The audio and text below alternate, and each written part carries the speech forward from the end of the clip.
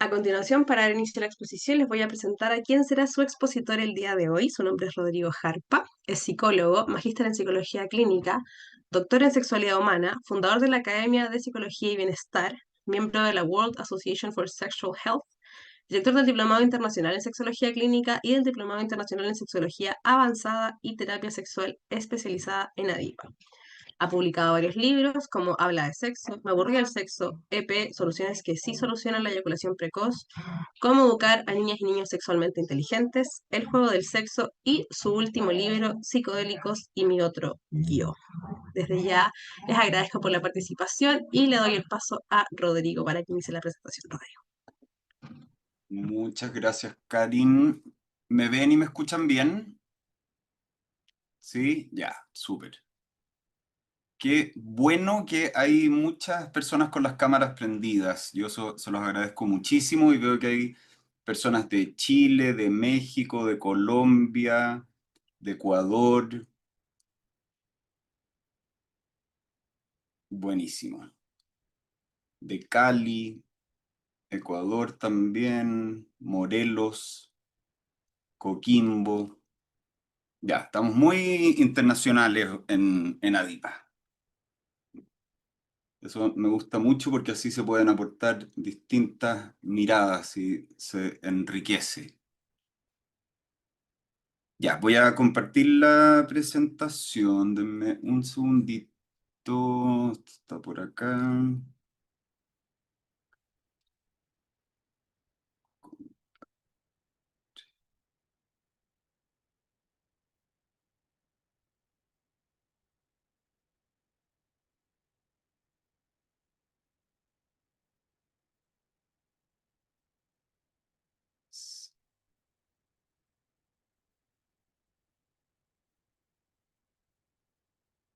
Ya, voy a ajustar esto.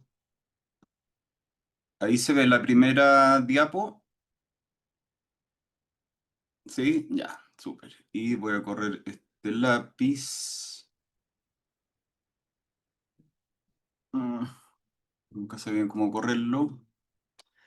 Y tengo que deshabilitar la anotación, porque han habido veces que han hecho unos dibujos muy artísticos, muy creativos, de distintas formas, a veces de figura humana, anatomía de algunas partes específicas del cuerpo. Entonces, para evitarlo, dejamos bloqueado eso. Ya, entonces, hoy día vamos a revisar técnicas de exposición en la práctica clínica, abordaje de la ansiedad en adultos con comorbilidad. Y me gustaría partir poniendo un poco en contexto, entendiendo que por encima de los problemas o los trastornos depresivos, los trastornos de ansiedad se han convertido en uno de los mayores padecimientos o problemáticas en la sociedad occidental.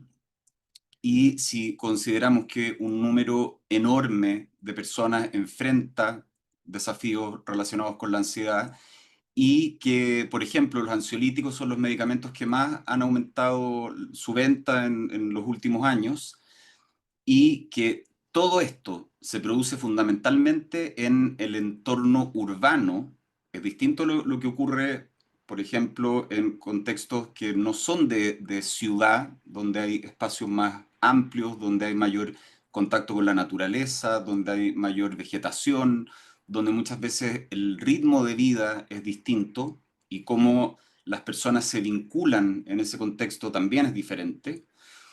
Quizás podríamos pensar que esto refleja una reacción natural o esperable a nuestro contexto, a nuestros estilos de vida. Y ahí me gustaría hacerles la invitación a que piensen en ustedes mismas, en ustedes mismos, si es que están inmersos en este mundo de la prisa. Si, por ejemplo, tienen tiempo para comer y después descansar un rato y hacer sobremesa, o tienen que comer rápido a veces sin ni siquiera sentirle el sabor a la comida, tienen tiempo para poder terminar su trabajo sin estar continuamente agobiadas, agobiados. ¿Cuándo fue la última vez que pudieron disfrutar de unas vacaciones que fueran lo suficientemente largas como para realmente descansar y desconectarse? Ahora, cada vez parece que el tiempo se vuelve un lujo y el retraso es visto como un problema social muy serio, algo que tenemos que evitar a toda costa, pero ahí yo me pregunto si realmente se puede hacer un buen trabajo cuando todo se hace para ayer. Hay un ejemplo interesante que es el de Miguel Ángel, que cuando él estaba haciendo sus obras de arte y estaba trabajando en Roma para el Papa Julio II, que él constantemente lo presionaba para que terminara rápido sus obras, y Miguel Ángel siempre se resistía a darle plazos. Entonces, su respuesta, cuando el Papa le preguntaba, bueno, ¿y cuándo va a estar listo esto? ¿Cuándo va a estar terminado? Y él le decía cosas como, finalizaré cuando lo acabe, o finalizaré cuando termine. ¿Algún jefe de nosotros nos permitiría darle una respuesta así? Yo creo que no. ¿Y se lo permitiríamos nosotros también a otra persona que nos diera una respuesta así?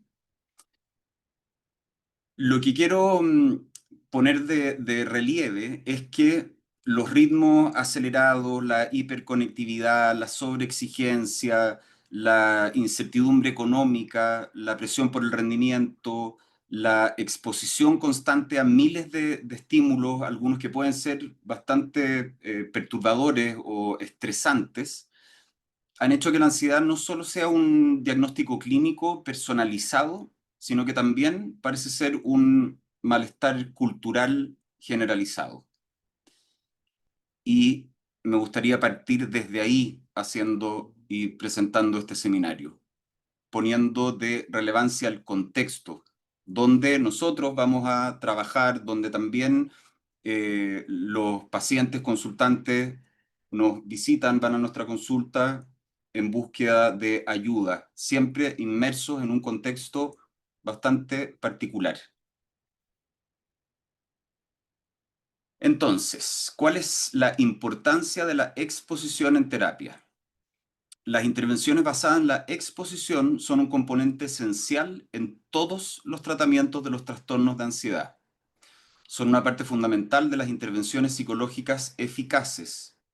Están entre los tratamientos cognitivo-conductuales más estudiados y validados, y pocas técnicas de intervención han mostrado una eficacia comparable a la de la exposición.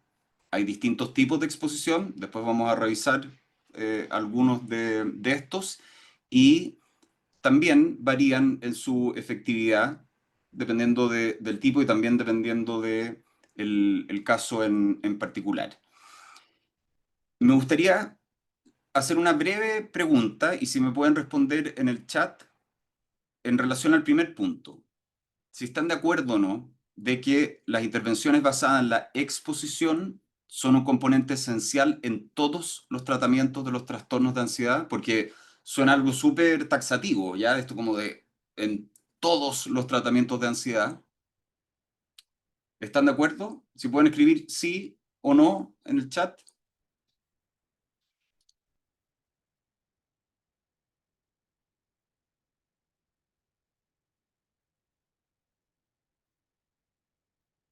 Sí, sí, sí, sí. Perfecto, sí, sí, sí. Osorno. Buenas noches, un fuerte abrazo. Saludos de Perú. Qué rico Perú. La Ligua presente. Antofagasta. Sí, sí, sí, sí, sí, sí, sí, sí. Ya, hay consenso absoluto. Sí, ¿no es cierto? Puede ser desde el modelo cognitivo-conductual y conceptualizarlo como técnicas de exposición, o se puede conceptualizar de alguna otra manera, pero siempre que nosotros estamos trabajando y abordando terapéuticamente la ansiedad, hay una invitación, se abre un espacio implícito o explícito a exponer la situación problemática, el recuerdo que genera ansiedad, las sensaciones físicas, cualquiera sea el estímulo que le está generando, que está resultando problemático para la persona y problemático en la línea de la ansiedad o el miedo. Ya, súper.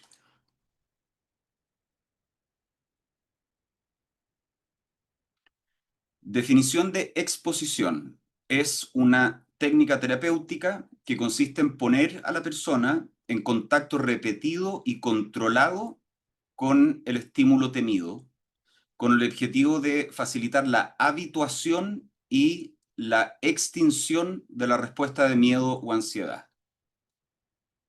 Exponer a la persona al estímulo temido que le genera ansiedad con el objetivo de facilitar la habituación y la extinción de la respuesta de miedo o ansiedad. Es súper importante tener presente estos conceptos, habituación y extinción. Y a través de este proceso se busca crear oportunidades para establecer nuevas asociaciones, promoviendo así un aprendizaje más adaptativo en relación con el estímulo que está provocando esa respuesta emocional negativa. Y encontré esta imagen cuando estaba ahora armando la presentación y que me gustó mucho porque es muy gráfica de cómo opera la ansiedad, ¿ya? De, acá está la intensidad, está el tiempo y de cómo aumenta y muchas veces de cómo se exacerba y cómo incrementa y a veces se puede mantener en función de lo que nosotros creemos que ocurrirá. Y si dejamos que la ansiedad siga su curso natural, va a seguir orgánicamente como siguen las olas que suben y bajan, y quizás vamos a poder percibir y ser testigos de lo que realmente ocurre. Porque muchos de los miedos o gran parte de la ansiedad está asociada a temores y a cosas que es muy probable que nunca vayan a ocurrir. Tiene que ver mucho más con lo que nosotros vamos alimentando en nuestra mente.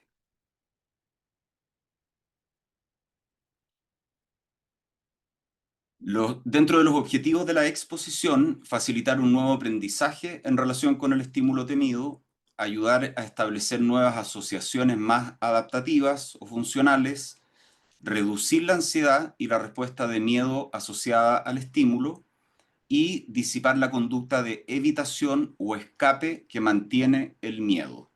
Eso es clave también.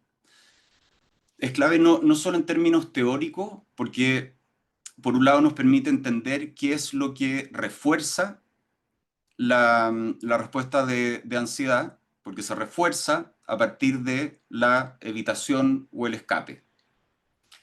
Pero también es fundamental porque es algo central en el abordaje terapéutico, en el trabajo con técnicas de exposición, donde justamente se busca que la persona no evite ni escape de la situación ansiógena o del estímulo que le genera ansiedad.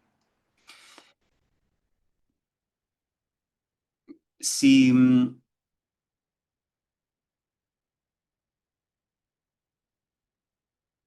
si a mí me invitan a hacer un seminario en ADIPA y a mí eso me genera mucha ansiedad y puede ser ansiedad asociada a distintas cosas, pero pensemos que es ansiedad con un componente cognitivo importante, porque quizás yo pienso, es que no les va a gustar, yo no sé mucho del tema, no creo que lo vaya a hacer bien, no sé por qué me llamaron a mí, habiendo tantas otras personas que podrían haber invitado para hacer el seminario, yo no creo que sea la persona más adecuada, y si no les gusta, y si me va mal, y si soy un fracaso y lo hago tan mal que después nunca más me llaman para hacer ninguna clase, ningún seminario en ninguna parte. Entonces, ¿qué es lo que puedo hacer? Pensemos que me están haciendo la invitación por teléfono. y yo empiezo a tener todos estos pensamientos, empieza a aumentar mi ansiedad y estoy anticipando todo esto desastroso que podría ocurrir. Entonces, bueno, si yo no quiero sentir eso, lo más lógico también es que haga algo para no sentirlo y por lo tanto quizás le puedo decir, no, es que sabes que justo el día del seminario tengo el matrimonio de mi tatarabuelo en la isla Pongolongo. Eh, entonces me dice, ah, bueno, ya, qué pena, ojalá que se pueda hacer otra vez. Y corto el teléfono y siento una sensación de alivio y baja la ansiedad. Uf, qué bueno, de la que me libré. Ya no voy a tener que hacer ese seminario. Qué tranquilidad. Ahí hay un refuerzo. ¿De qué tipo?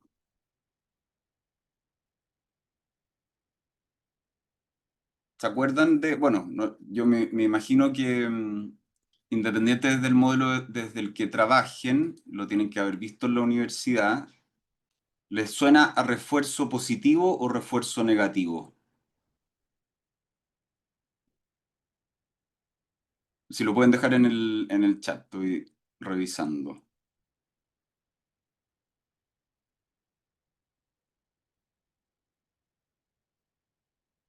Negativo, negativo, negativo. Muy bien. Negativo, ¿no es cierto? Refuerzo negativo. Y en general, los refuerzos negativos funcionan muy bien en el corto plazo, pero no muy bien en el mediano o largo plazo. Y muchas veces también, que eso yo creo que es lo más relevante, es que nos alejan de cosas que son importantes para nosotros. Ahora, si para mí hacer un seminario en Adipa no tuviera ninguna importancia, me invitan y empiezo a pensar todo esto, que va a ser una pesadilla, que lo voy a hacer mal, y digo, no, que tengo el matrimonio de mi tatarabuelo en la isla, ya no me acuerdo ni qué isla inventé, eh, y corto el teléfono, baja la ansiedad, pero no tiene ninguna relevancia para mí hacerlo, entonces, bueno, no me genera mayor problema, pero si es algo importante para mí, si es algo que va en la dirección de lo que yo valoro, de mis propósitos, de lo que para mí reporta sentido, entonces estoy perdiendo algo muy importante, ¿ya? Y estoy perdiendo libertad. Entonces, ahí de nuevo, súper importante tener claro el papel que juega la evitación o el escape. Y la evitación, ahora vamos a hablar fundamentalmente de ansiedad. Pero la habitación experiencial también está asociada a muchos otros cuadros, trastornos, problemáticas, ¿ya? Porque en general la habitación, sobre todo cuando estamos dejando de hacer cosas valiosas, nos termina generando sufrimiento. A ver, espera, me voy a agrandar un poquito esto.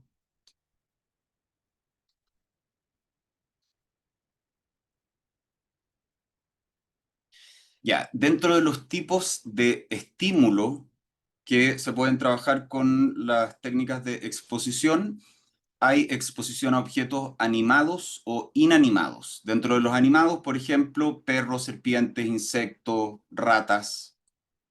Dentro de los inanimados, ascensores, agujas, espacios cerrados. También puede haber exposición a actividades, como, por ejemplo, hablar en público, hacer presentaciones, exposiciones, seminarios en ADIPA. Después, si alcanzo, yo les voy a contar una experiencia personal que tuve y que me hizo como una especie de autoterapia eh, y que tiene mucho que ver con lo de hablar en público. Otras actividades, manejar en tráfico pesado, ir a una cita o evento social. También se puede hacer exposición a cogniciones, por ejemplo, pensamientos intrusivos sobre la salud, pensamientos sobre hacer daño a otros o a uno mismo, dudas sobre la orientación sexual, recuerdos de experiencias de abuso emocional, físico o sexual, y también se puede trabajar haciendo exposición a sensaciones físicas, palpitaciones, sudoración excesiva, dificultad para respirar, etcétera. ¿Y qué es lo que ocurre? Que al enfrentar repetidamente estos estímulos, la persona tiene la oportunidad de reconfigurar su respuesta emocional y aprender a manejar la ansiedad de manera más eficaz. Porque ¿qué es lo que ocurre? Ocurre esto. La persona se expone a la situación, actividad, estímulo y la ansiedad aumenta, pero si la persona no escapa ni evita, va a llegar un momento en que la ansiedad, lo único que le va a quedar por hacer es comenzar a disminuir. El problema estaría que ahí la persona escapara o evitara, porque se estaría reforzando justamente lo que nosotros no queremos que se refuerce. Después voy a detenerme un poquito más en ese punto, que es muy importante de considerar, porque también puede tener consecuencias bastante iatrogénicas, entonces es importante conocerlo. La exposición es una estrategia conductual altamente eficaz para tratar problemas de ansiedad y miedo y ha demostrado efectividad en trastorno de pánico, agorafobia, fobia social, trastorno obsesivo-compulsivo, trastorno de estrés postraumático. También ha mostrado buenos resultados en bulimia, juego patológico o ludopatía, dependencia al alcohol, dependencia a otras sustancias. Entonces, tiene un papel transdiagnóstico, lo podemos usar en distintos cuadros, trastornos o problemáticas. Y aquí hay algunas consideraciones importantes. Permiso.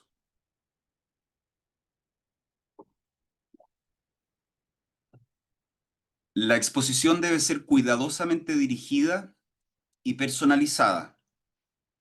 Es importante evitar la sobreexposición o la exposición inesperada que pueda ser muy abrumadora. ¿Y por qué es tan importante esto? Es importante, sí, que sea una exposición intensa, que sea desafiante, pero que no llegue a un punto tal que la persona finalmente termine escapando de la situación. ¿Ya? Y es muy importante asegurar un apoyo emocional adecuado durante el proceso de exposición. ¿Por qué es importante todo esto? En parte por cómo funciona el mecanismo de habituación. La ansiedad aumenta al inicio de la exposición, pero si la persona no escapa ni evita, la ansiedad va a disminuir con el tiempo, ¿ya? Como la imagen que les mostraba antes, ¿ya? Si la persona escapa en el pico de ansiedad, en el nivel más alto de ansiedad, refuerza el miedo y agrava el problema. Y justamente eso es lo que no queremos hacer. Y por eso tenemos que tener mucho cuidado de que eso no ocurra, de que la persona se exponga a una situación, estímulo, cognición, sensación física, pero que nos aseguremos de que pueda tolerar el nivel de malestar que le genera. ¿Ya? La repetición de ese proceso, sin escape, favorece una reducción progresiva de la respuesta ansiosa. Y pasa algo curioso, que a mayor intensidad inicial, mayor intensidad de la respuesta ansiosa al inicio, al exponerse al estímulo, situación, etcétera, más rápido tiende a disminuir la ansiedad. Aunque esto no quiere decir que baste hacerlo solo una vez. Muchas veces requiere de varios ensayos y bastante tiempo también. No es solamente con una única ocasión. Ya, en relación a esto y a lo que yo les decía de cómo funciona la ansiedad, de que cuando la persona se expone, aumenta al inicio, pero si no escapa ni evita, después eventualmente va a comenzar a disminuir. ¿Alguien lo ha experimentado en primera persona? ¿En alguna situación que le haya generado ansiedad y que quizás el impulso natural haya sido, oh, me quiero ir de acá o no quiero hacer esto, pero que finalmente se haya quedado ahí y que en un momento haya comenzado a bajar la ansiedad? Lo han vivido?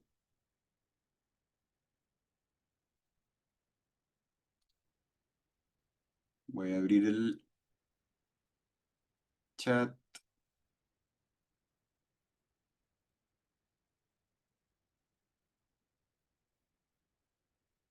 Ah, ya, mira, esto es en relación a cuando yo preguntaba qué tipo de refuerzo. Alejandro dice, es un refuerzo negativo, pero lo que hace es que con el tiempo aumenta más el miedo y la ansiedad frente a ese estímulo evitado. Claro, pues si yo eh, evito la situación, me llaman para invitarme a hacer un seminario en Adipa y yo invento algo, que tengo el matrimonio de mi tatarabuelo, corto el teléfono, baja la ansiedad. ¿Qué va a pasar la próxima vez que me inviten a hacer un seminario en Adipa? Lo más probable es que vuelva a hacer exactamente lo mismo, ¿ya?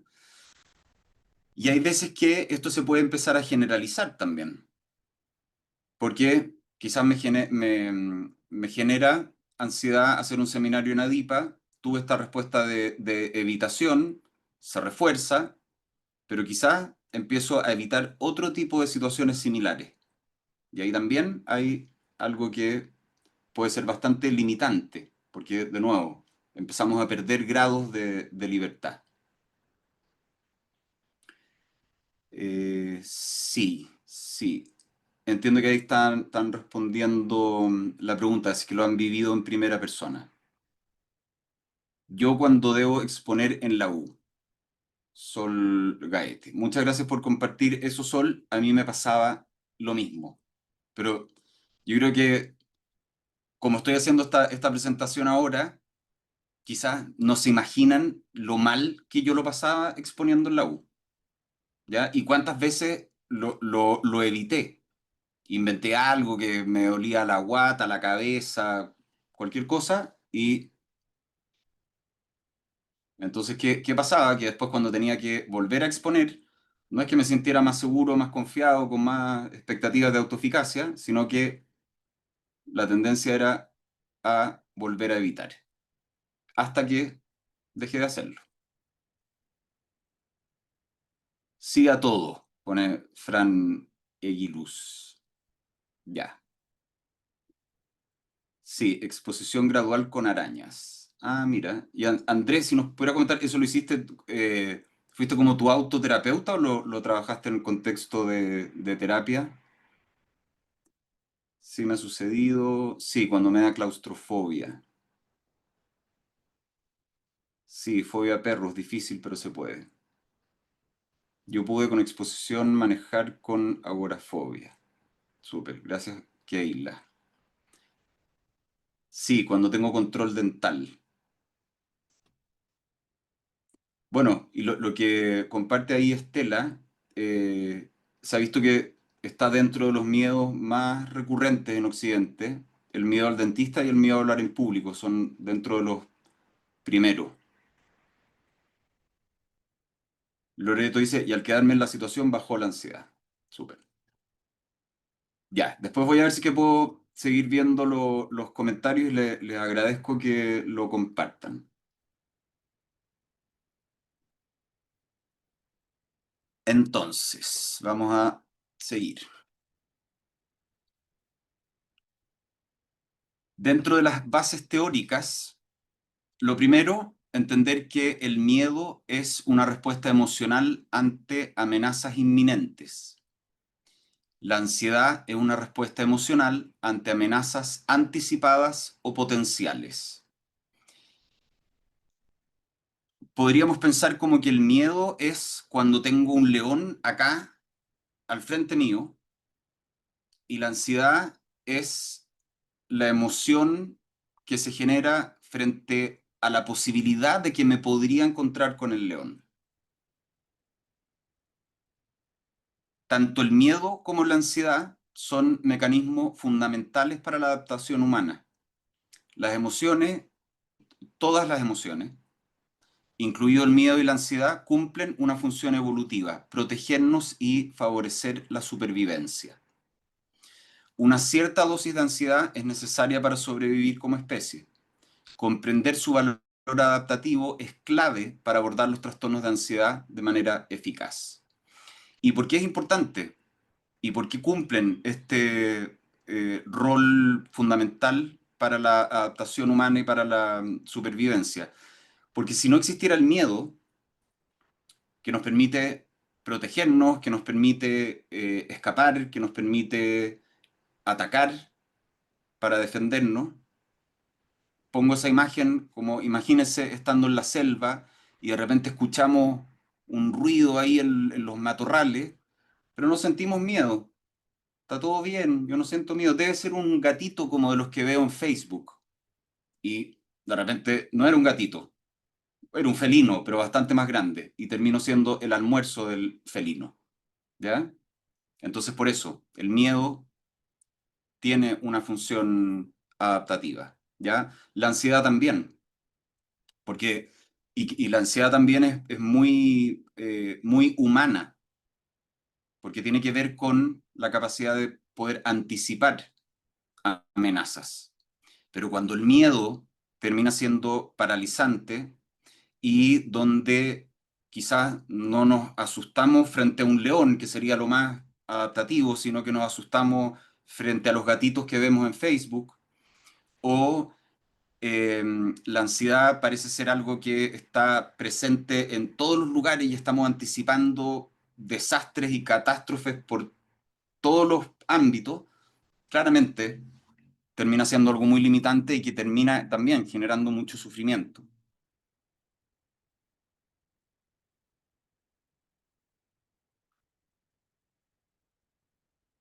Siguiendo con las bases teóricas, los comportamientos de evitación y escape reducen temporalmente la angustia, pero mantienen la ansiedad y el miedo a largo plazo.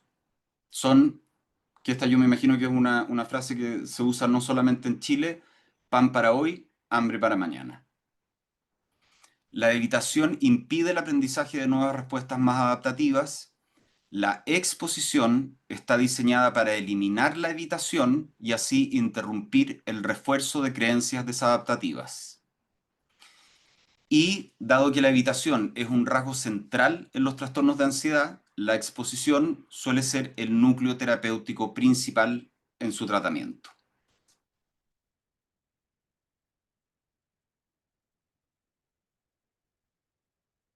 Yo sé que puedo estar sonando majadero con los conceptos de evitación y escape y refuerzo.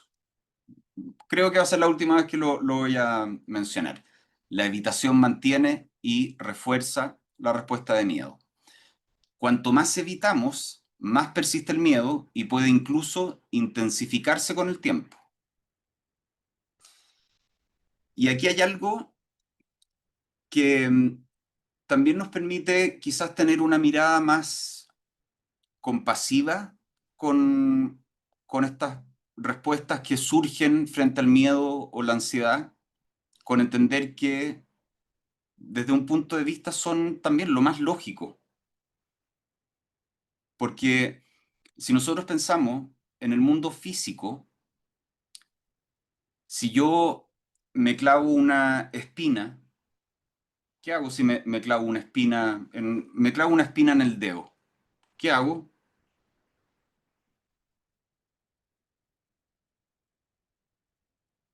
Sí, es que estoy viendo algunas camaritas, pero no están... Si alguien me pudiera hacer un gesto, ¿qué haría si se clava una espina en el dedo? Eso, Marcela Sentis. Te la sacan, ¿no es cierto? Y funciona muy bien. En el mundo físico funciona muy bien. Entonces, claro, tiene todo el sentido de que si yo estoy sintiendo algo que me genera malestar, igual que una espina, intente hacer lo mismo que hago en el mundo interno, hacer lo mismo que hago en el mundo físico. Pero en el mundo interno cambian las reglas, cambian las leyes. No son, no siguen esa lógica, no son lógicas, son psicológicas, operan de una manera distinta. Entonces, mientras yo más trate de sacarme esa espina interna, más se me va a incrustar, más fuerza va a tomar, más presente va a estar. Entonces, el abandono de la evitación, es decir, la exposición, lleva a reducciones significativas del miedo. Y esto también lo podríamos entender como algo aplicable, no necesariamente a través de las técnicas de exposición, pero también como algo aplicable a todas las emociones, entre comillas, negativas, todas esas emociones que muchas veces intentamos evitar o no sentir. Muchas veces la forma más efectiva de poder lidiar con ese dolor es abriendo espacio a experimentar esa emoción, a aceptar lo que estamos experimentando. Ya, pero ahí ya me iría a otro lado que me apasiona mucho, entonces también me podría quedar horas hablando de eso. Quizás espero que tengamos alguna otra ocasión en el futuro.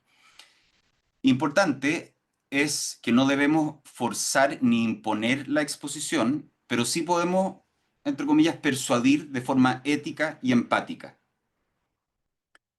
Es clave acá ayudar a nuestros clientes, pacientes, consultantes a comprender que la evitación es parte del problema y que la exposición es parte de la solución.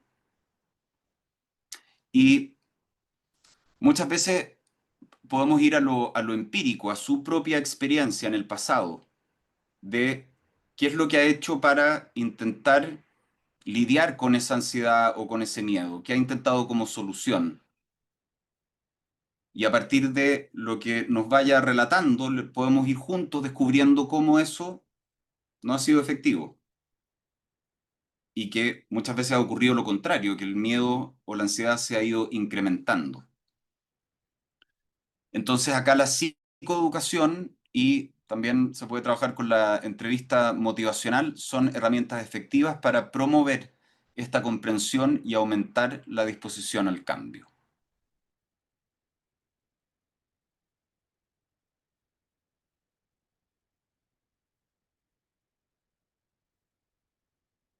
Yo sé, se ve muy chiquitita la imagen, el texto. Igual yo después les voy a mandar la presentación, pero no sé si se alcanza a leer o prefieren que la agrande un poco.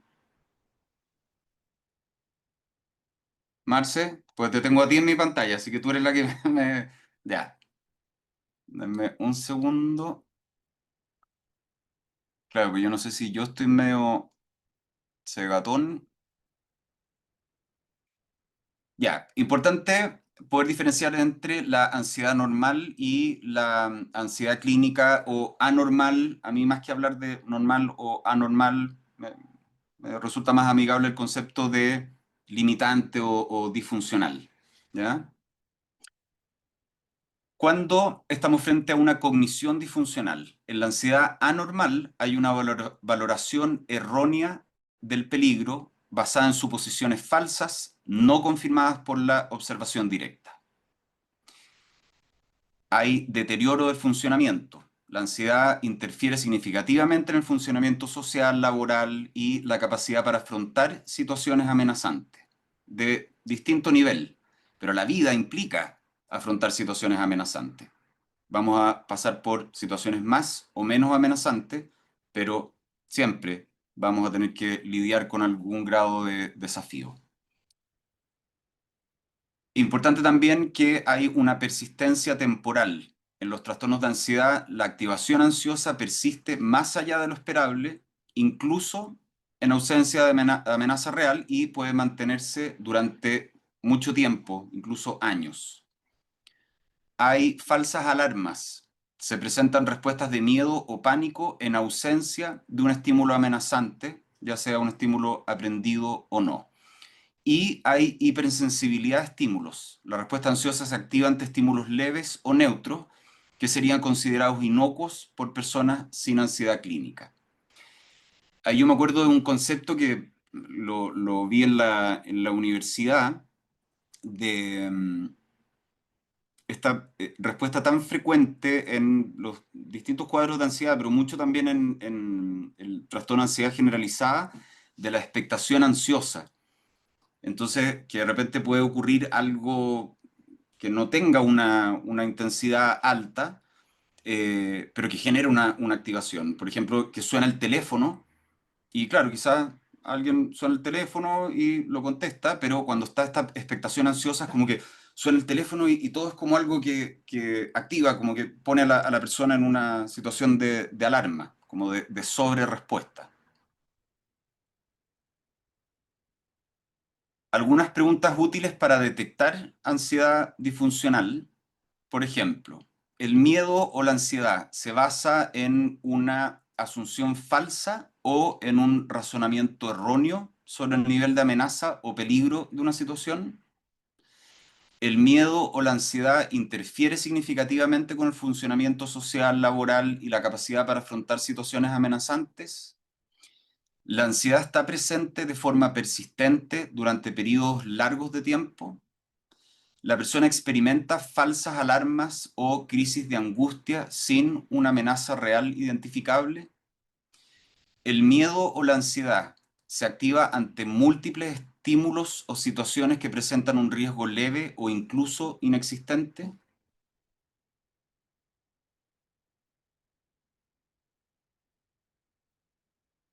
Y más allá de lo teórico y de estas preguntas, esta es una frase que yo creo que refleja muy bien la ansiedad.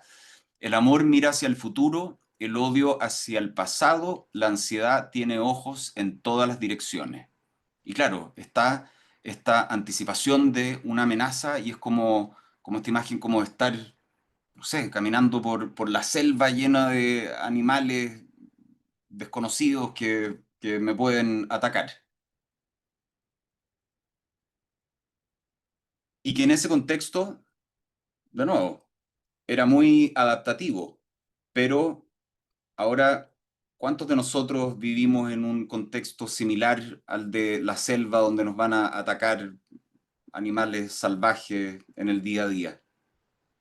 Pero es como que hubiera un desfase en el software, como que nos quedamos con el software antiguo, todavía no evolucionó con la evolución cultural, que podría ser cuestionable si es evolución o no, pero ahí ya nos vamos a otro tema.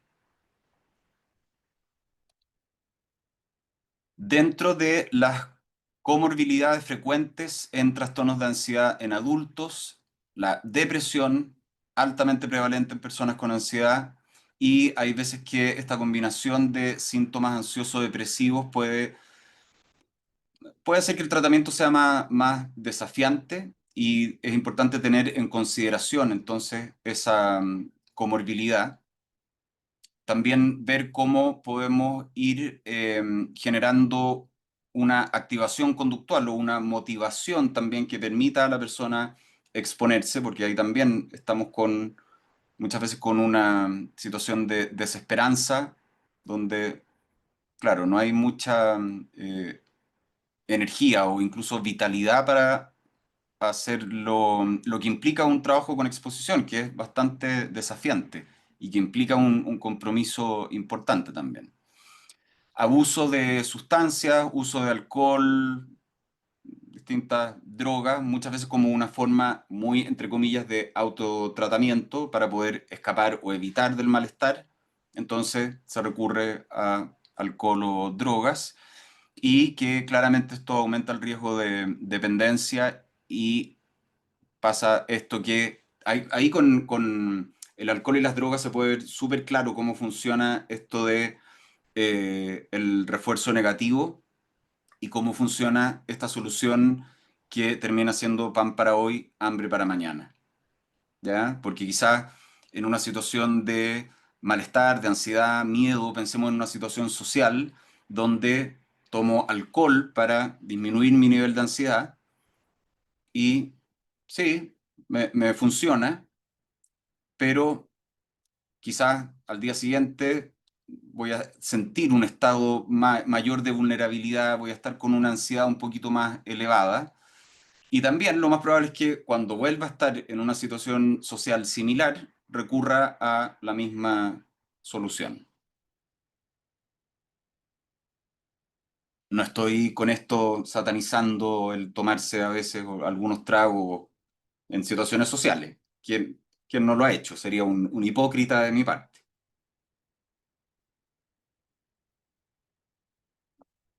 Trastornos del sueño insomnio, dificultades para conciliar o mantener el sueño, y muchas veces el mal dormir, el mal descanso amplifica la sintomatología ansiosa.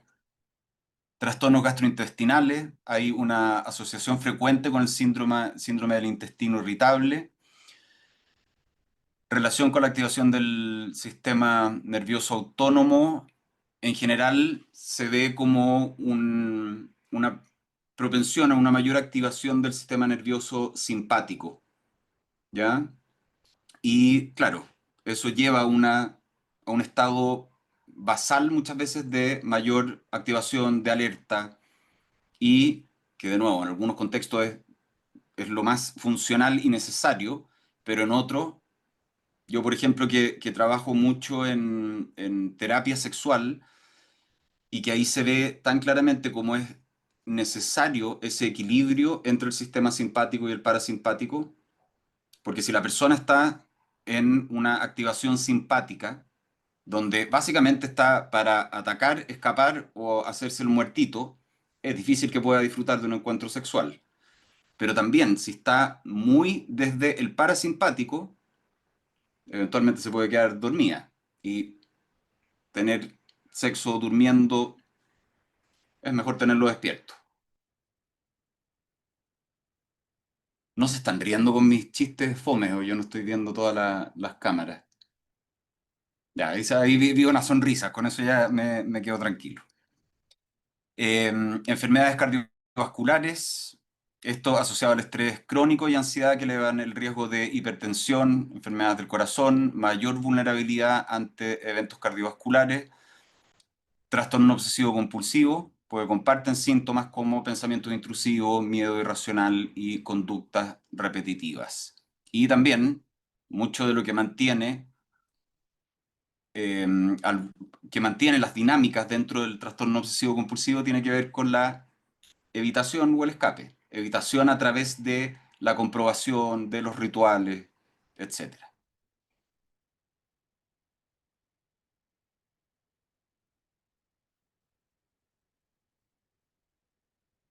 Ya, algunas de las variantes de la terapia de exposición, porque hay distintas formas de aplicarla. En primer lugar, la exposición en vivo. El paciente acá se enfrenta directamente al estímulo temido. Por ejemplo, ir en metro, tocar un water, decimos acá en Chile, pero es media flight la palabra. Flight tampoco van a saber lo que significa en otros países. Vulgar. ¿Cómo se dice water? Un inodoro. Es la forma más eficaz y generalizable. También está la modalidad de exposición en imaginación. El estímulo se evoca mentalmente. Por ejemplo, recordar un accidente. Exposición en grupo. Es muy útil cuando hay aislamiento, falta de habilidades sociales o contextos poco colaborativos. Y ahí pasa algo que yo encuentro muy bonito también, que se ha visto que la mayor efectividad en el trabajo de exposición en grupo es cuando se genera una alta cohesión en el grupo y donde muchas veces las personas que forman parte de ese grupo terapéutico tienen contacto fuera del contexto terapéutico. Empiezan a generar una situación, una interacción, un vínculo más de amistad, más de apañe, de comunidad. Autoexposición busca reducir la dependencia del terapeuta y mantener los logros terapéuticos. Y acá en la autoexposición es fundamental que haya apoyo de un coterapeuta, que muchas veces puede ser la pareja, algún familiar, amistad, etcétera, y esto permite también que se mejore la adherencia. Y ahora se está trabajando mucho y hay trabajos muy interesantes en exposición con realidad virtual y nuevas tecnologías. A mí una vez me fueron a ver a la consulta, me querían presentar una tecnología nueva, eh, pensada específicamente para trabajar con personas que tenían mucha ansiedad frente a estímulos sexuales, ¿ya? Lo podríamos pensar como una erotofobia. hablando en términos generales, más que ir a una fobia específica, en general. Erotofobia, mucha ansiedad al contacto, a tocar, a ser tocados, o a todo lo que implicara una interacción más erótica. Eso fue un poco lo que yo entendí de lo que me adelantaron. Y yo tenía, creo que 15 minutos, entonces le dije, no tengo mucho tiempo. Y me dijo, no, con 10 minutos está, yo solamente te quiero mostrar esto y que después conversemos. Bueno, y me puso unos anteojos parecidos a eso y realmente fue como que era una situación bastante sexual, pero era increíble, porque yo si miraba para abajo veía algo estaba pasando, si miraba para arriba, si miraba para los lados, o sea, era realmente estar inmerso en una realidad paralela. Entonces, claramente ahí hay un aporte y que me imagino que yo ahora ya le perdí un poco el rastro, pero no sé qué más se estará haciendo con todas las nuevas tecnologías, con la inteligencia artificial, etcétera. Ya. Y quiero aprovechar para... ya son las 9. Voy a tratar de avanzar lo más rápido posible. Los peligros de la exposofobia.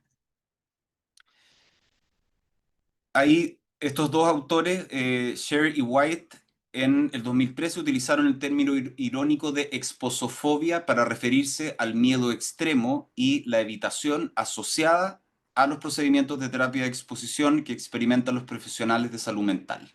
¿Ya?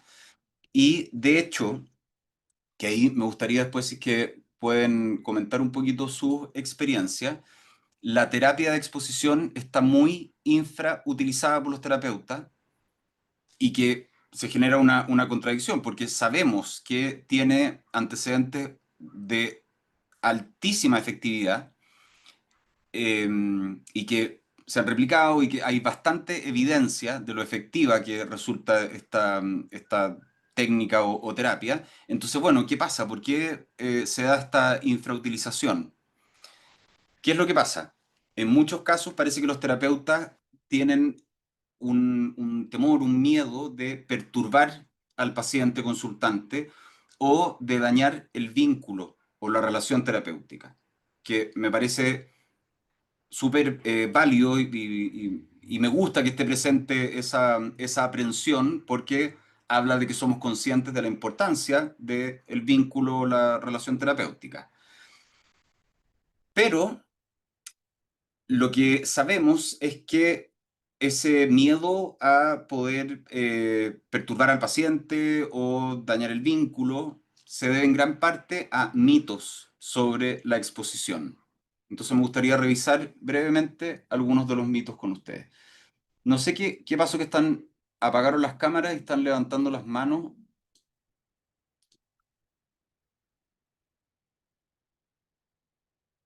porque vamos a dejar al final un tiempo para preguntas.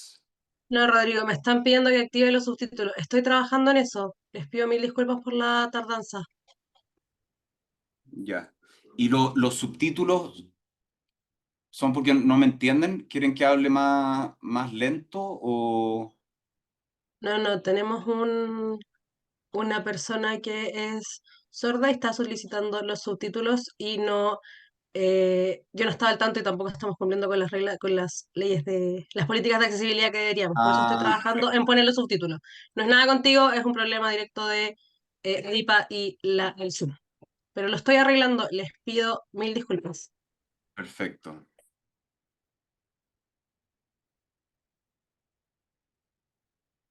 Ya. Voy a ir a seguir avanzando con estos mitos. Eh, bueno, básicamente no voy a- a ponerme a disvariar, entonces básicamente va a ser lo que vaya leyendo de las diapos, o sea, las personas que no me escuchen van a poder estar enterándose de todas maneras. En primer lugar, el mito de que la exposición provocará una ansiedad insoportable, ¿ya? De que la persona no va a poder tolerar, no va a poder lidiar con esa ansiedad. Y es cierto que la exposición genera ansiedad temporal. Esa es parte de su función. Si no generara ansiedad, no nos serviría o no sería exposición. Pero no es una ansiedad intolerable si se aplica de forma cuidadosa y en colaboración con el paciente. ¿Ya? La evidencia muestra que incluso cuando hay un aumento momentáneo de la ansiedad, este no impide el progreso terapéutico. ¿Ya? No es que resulte iatrogénico o que la persona no avance en términos terapéuticos, sino que ocurre de todas maneras y, de nuevo, no es una cosa que sea intolerable, justamente tenemos que ser cuidadosos de que sea tolerable. Mito 2: la exposición empeorará otros problemas como el consumo de sustancias. Este miedo es infundado porque se ha visto, por ejemplo, en estudios con pacientes con trastorno de estrés postraumático y trastorno por consumo de sustancias, muestran que la exposición no solo no agrava el consumo, sino que puede reducirlo junto con los síntomas del trauma en el caso de trastorno de estrés postraumático. Ahora, aunque puede ser útil combinar la exposición con un tratamiento especializado para el abuso de sustancias, la evidencia no respalda que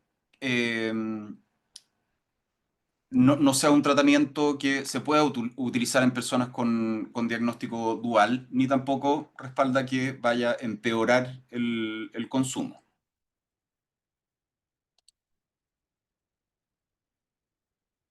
Tercer mito: la exposición no es adecuada para el trastorno de estrés postraumático, el abuso sexual infantil o el trastorno de estrés postraumático complejo o trauma complejo.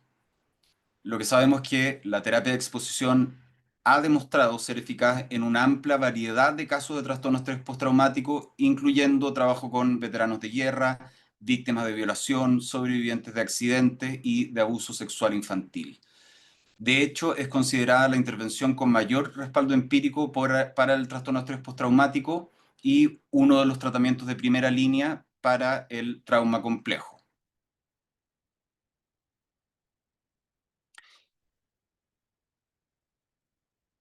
Incluso, no sé si acá hay personas que trabajen con EMDR o con algún otro tipo de técnicas de integración cerebral. El EMDR, si nosotros pensamos, también trabaja con exposición de una forma distinta y se usan otros protocolos, procedimientos diferentes, pero a la base también hay un componente de exposición. Mito 4: la exposición no debe usarse con niños. Este mito carece de fundamento. Numerosos estudios muestran que los niños, incluso en edad preescolar, pueden beneficiarse significativamente de la terapia de exposición. Y se puede trabajar en fobias específicas, trastornos de pánico, trastorno obsesivo compulsivo, trastorno de estrés postraumático también. Los pacientes no quieren o no toleran la terapia de exposición. Yo les diría que en mi experiencia, lo que me ha tocado conversar con colegas, es que este es uno de los mitos más frecuentes, ¿ya? Y, ¿qué es lo que dice la evidencia? Que muchos pacientes prefieren la exposición por sobre la medicación, por ejemplo, en estudios con sobrevivientes de trauma y mujeres con trastorno de estrés postraumático, quienes tuvieron opción, eligieron la terapia de exposición 3 a 4 veces más que los antidepresivos. Además, la exposición, que esto también es algo que se piensa, que también lo podríamos plantear como un mito, la exposición no se asocia con mayores tasas de abandono que otros tratamientos psicológicos o farmacológicos.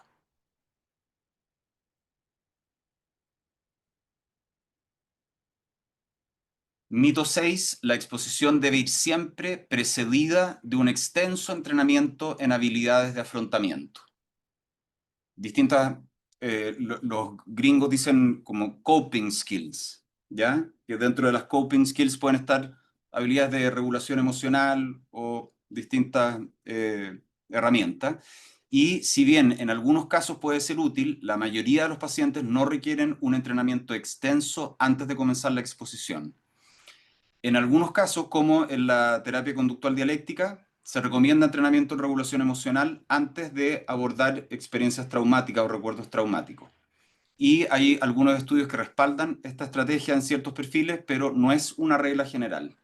Por lo tanto, tampoco es un tratamiento que tenga que ser demasiado extenso, primero enfocándonos en toda una fase de entrenamiento en habilidades de afrontamiento para luego ir a las técnicas de exposición.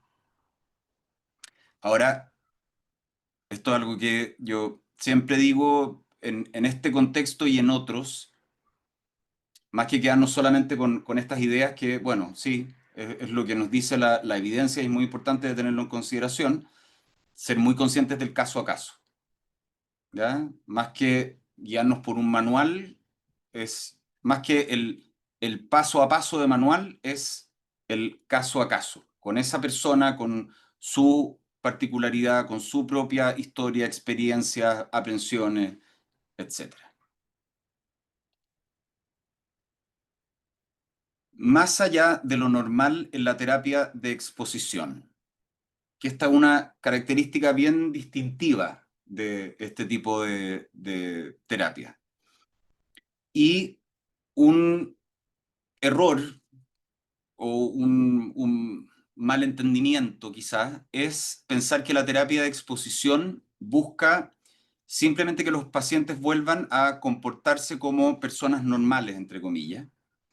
Y es cierto que muchas de las actividades que los pacientes evitan y que nosotros tratamos de que vayan recuperando con la exposición, son las mismas que otras personas realizan a diario, como manejar, ir al trabajo, comer en un restaurante, hablar con desconocidos, hacer un seminario en Adipa, pero no siempre es así. Y acá viene esto de lo más allá de lo normal, porque en ocasiones se le pide a los pacientes que realicen algunas acciones que no son exactamente normales o cotidianas, como por ejemplo hiperventilar a propósito, cuando estamos buscando que una persona se exponga a sensaciones físicas que anticipan una crisis de pánico, por ejemplo, bueno, que se exponga a esas sensaciones físicas.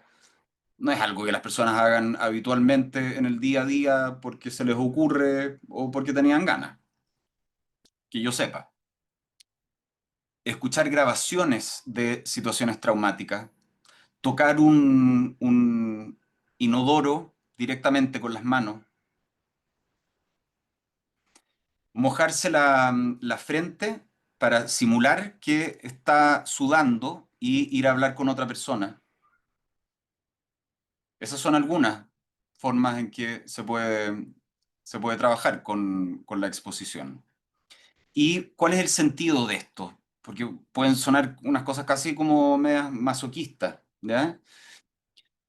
Porque no se trata de normalizar el comportamiento, sino de preparar a la persona para poder tolerar o lidiar de mejor manera con la incertidumbre, la incomodidad, la ansiedad, incluso en escenarios inesperados. Y en la vida real, las cosas imprevisibles ocurren. Esos escenarios inesperados son parte de la vida. Entonces, cuanto más desafiante haya sido la exposición, más fácil van a resultar las situaciones comunes del día a día. Y eso nos puede resultar también a nosotros, como terapeutas, desafiante. Pero créanme que tiene todo el sentido el poder acompañar a las personas en que trabajen y que se expongan a este tipo de situaciones que pueden ser más desafiantes de lo que quizás les toca vivir en el día a día, para que estén más preparadas para esas cosas que uno no sabe qué es lo que puede pasar allá afuera en la vida real.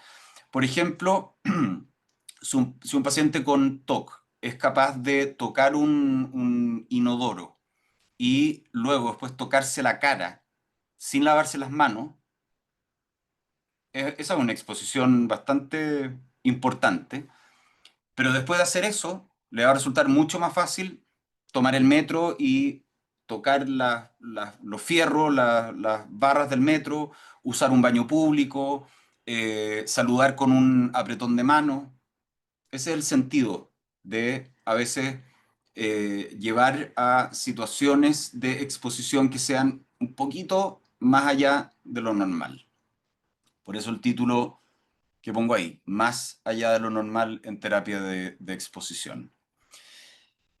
Además, hay un principio terapéutico clave y es evitar que el aprendizaje se limite a condiciones específicas de seguridad. Y es lo que sale ahí. Estoy seguro si no sudo. Estoy seguro si no toco el inodoro. Estoy seguro si me relajo. El objetivo de la terapia de exposición es que el paciente aprenda una lección más potente y liberadora. Estoy seguro. Punto. Estas lecciones de las anteriores, todas estas como mensajes de seguridad condicional, en el fondo mantienen el problema.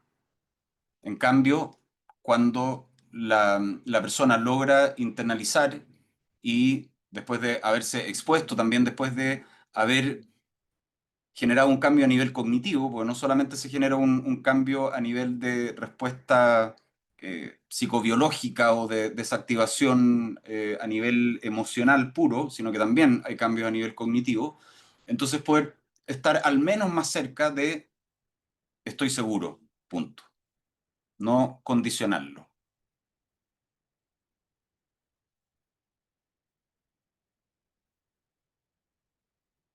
Borges decía, si pudiese vivir nuevamente mi vida, tendría más problemas reales y menos imaginados.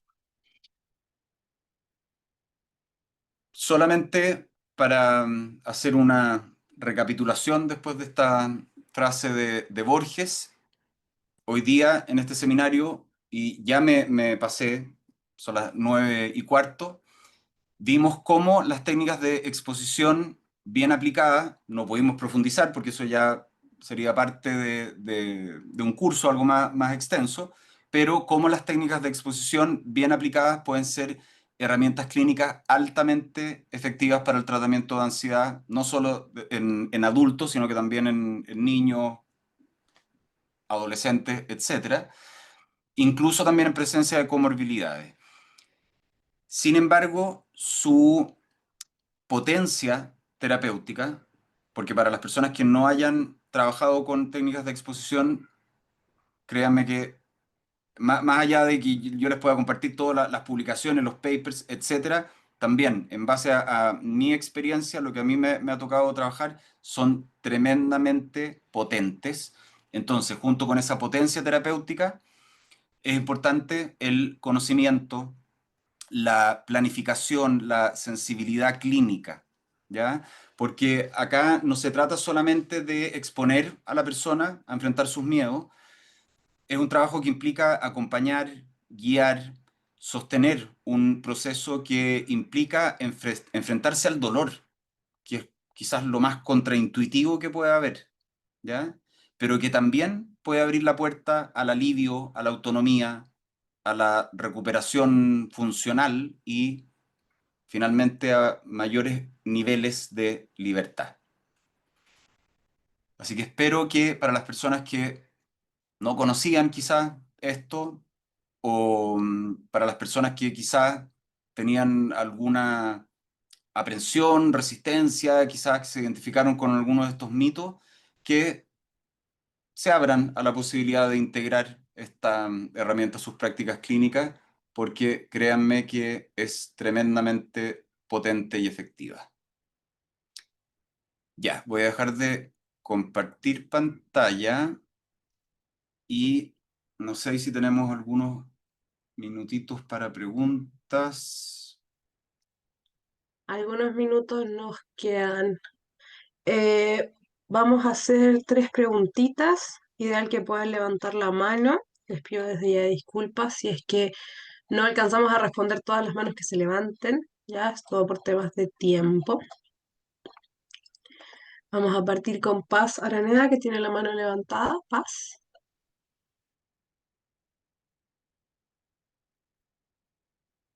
Y si pudieran prender las camaritas a las personas que pregunten, yo se los agradecería.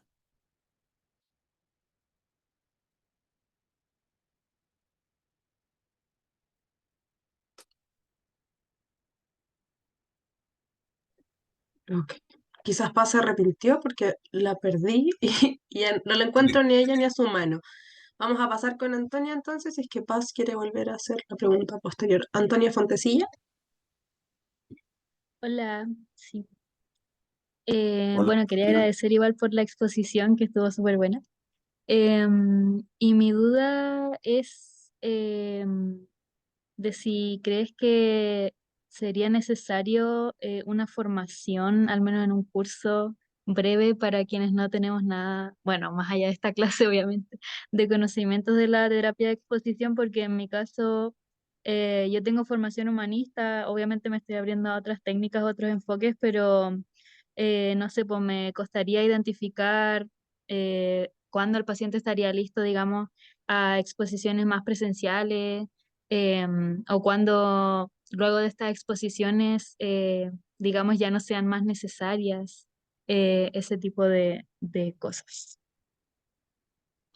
Súper. Y agradezco mucho tu pregunta porque también habla de tu responsabilidad, de tu cuidado.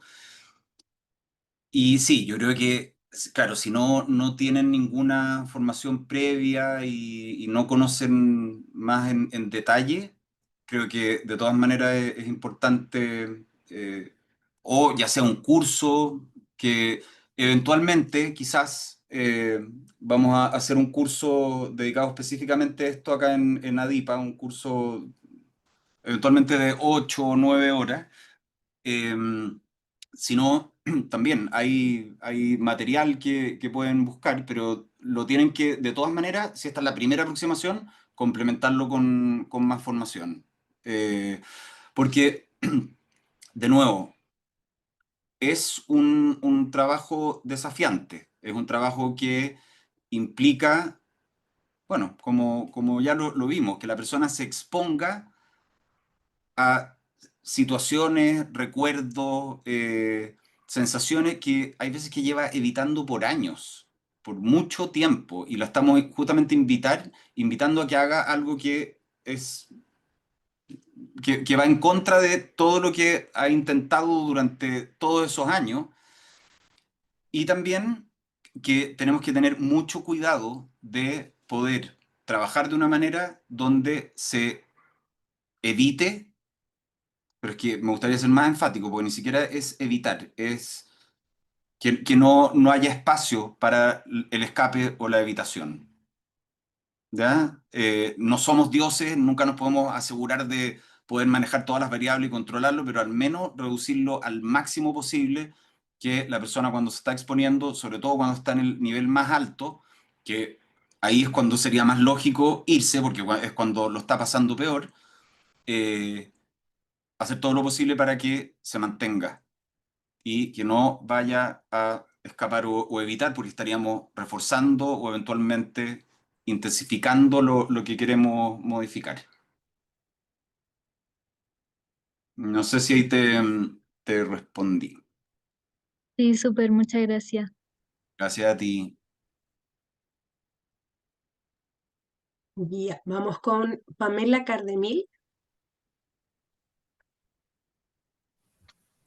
Hola, buenas noches, ¿se escucha? Buenas noches. Perfecto. Sí, hola Pamela. Súper.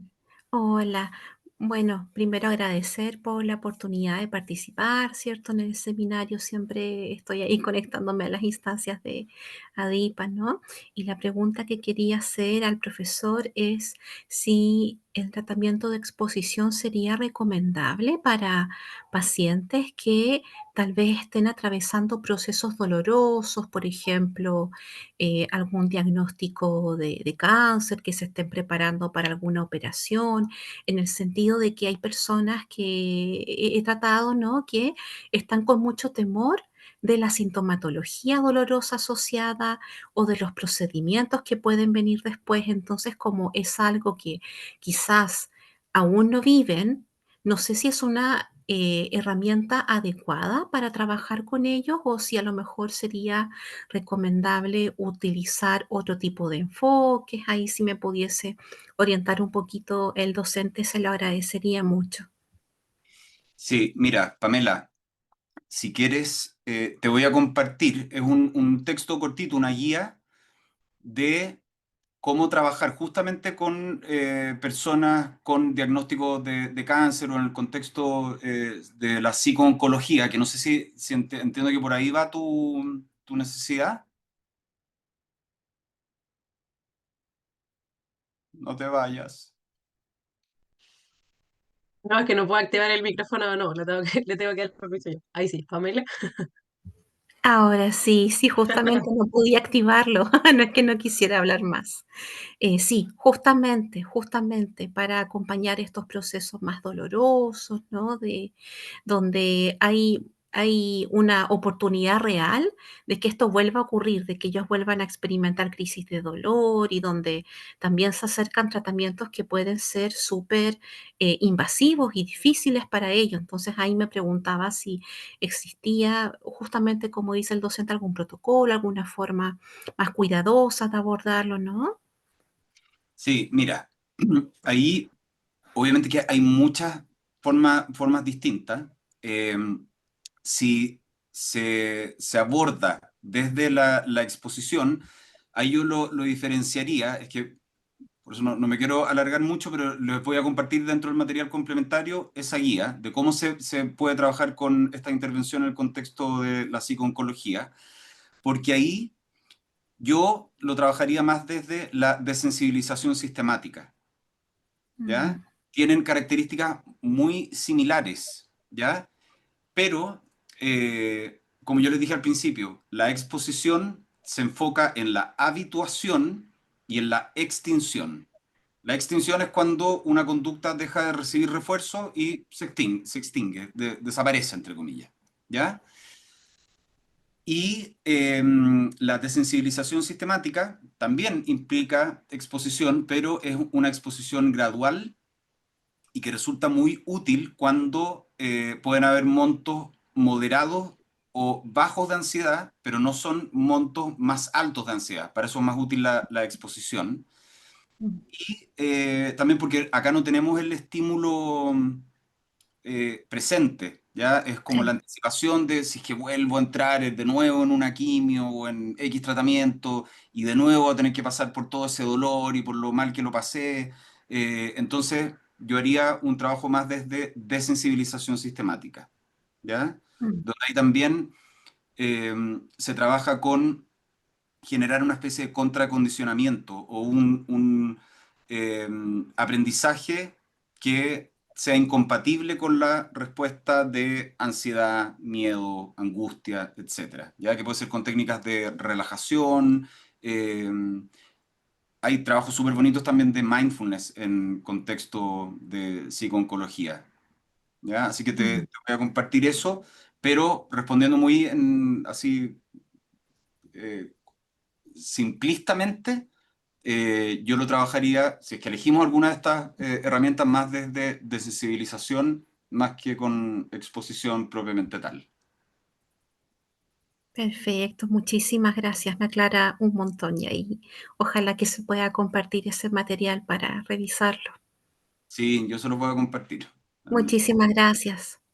Y si hacemos, después, si se hace el curso, ahí claramente se van a abordar estas intervenciones más en detalle. Así que para que estén atentas, atentos. Gracias, Rodrigo. Gracias, Pamela. Vamos con la última pregunta de Joay Danner. Bueno, no sé si me escuchan ahí. Sí, te Sí, escuchamos. Bueno, buenas noches. De antemano agradecer por este espacio que se me permite para aclarar una duda que tenía muy pendiente luego de haber escuchado y analizado el curso, ¿no? ¿Cuál sería una recomendación para que dentro de lo que es las terapias de exposición no se provoque como un abandono del proceso por parte del cliente debido a que en ocasiones estas terapias pueden ser de una u otra forma como que muy intrusivas dentro de lo que es el malestar, por como se mencionó que la exposición es un procedimiento que implica enfrentarse con los miedos directamente. Ahí, y esto yo creo que también es básico para cualquier proceso de terapia, pero quizás incluso más aún en relación a tu pregunta, fundamental, un vínculo, una alianza sólida, validando también todo lo que al paciente le pueda generar, anticipando tan miedos, anticipando temores, dificultades. Eso también es algo que se ha visto que es tremendamente útil para mantener la adherencia. Decirle, bueno, quizás en algún momento para ti esto puede resultar desafiante, yo entiendo que hasta ahora tus intentos de solución han sido X, como reflejarle un poco eso, pero anticipar eventuales dificultades y, y explicarle, y por eso yo les mencioné, simplemente no me da el tiempo para poder profundizar, pero trabajar con psicoeducación, explicarle cuál es la racionalidad detrás de esta intervención y qué sentido tiene, ¿ya? Y esto también, de nuevo, para cualquier proceso de terapia se ha visto que las personas mantienen mejor adherencia y si trabajamos, por ejemplo, con tareas, es importante que sepan por qué y cuál es el sentido de esa tarea, ¿ya? Aumenta las probabilidades de que la hagan, ¿ya? Pero en particular, siguiendo con esto, explicarles cuál es la racionalidad y entonces, dentro de ese proceso psicoeducativo, ser súper enfático en lo importante que es que no abandone el proceso, ¿ya? Eh, y de nuevo, nosotros podemos ser enfáticos en que no abandone el proceso, podemos hacer psicoeducación, pero todo eso que hagamos, y también podemos ser expertos en técnicas de exposición, pero si todo eso no se sostiene en un vínculo de calidad, no, no tiene mucha relevancia. Entonces, fundamental el vínculo. Gracias, Joay. Gracias por las preguntas, entonces, por la participación. Vamos cerrando el seminario. Rodrigo, eres totalmente libre para irte a descansar este martes por la noche. De nuevo te agradezco por la ponencia, les agradezco a todos por la participación. Y ahora viene el sorteo y posteriormente la certificación. Ya, yo les dejo un abrazo grande, muchas gracias, gracias por la atención y la participación. Voy a mandar después la presentación y material complementario y ojalá que nos volvamos a reencontrar en un curso de esto o alguna otra de las maravillosas formaciones de ADIPA. Un abrazo grande, que estén bien. Gracias, Rodrigo. Recuerden que tanto la presentación como el video y la información que dijo, el material complementario que dijo Rodrigo que iba a enviar, va a estar disponible en la plataforma de ADIPA. ¿Ya? Súper importante, vamos a pasar al sorteo. Ya les voy a explicar las reglas rapidito. Habilité la opción para que se puedan cambiar el nombre. Para quienes hayan tenido problemas con su nombre anteriormente, lo puedan arreglar ahora, porque para el sorteo lo necesitan. Eh, el sorteo es el siguiente. Yo les voy a compartir la pantalla. Vamos a hacerlo ahora, de hecho. Está, les voy a compartir la pantalla. Voy a decir el nombre de la persona que salga 3 veces. ¿Ya? La persona que salga tiene que levantar la mano. No me sirve que me diga estoy aquí por el chat. eh, no me sirve que me levante la mano por el video, porque como comprenderán, somos 360 personas, por lo tanto probablemente no la voy a ver. Y si sale el mensaje probablemente no lo voy a leer.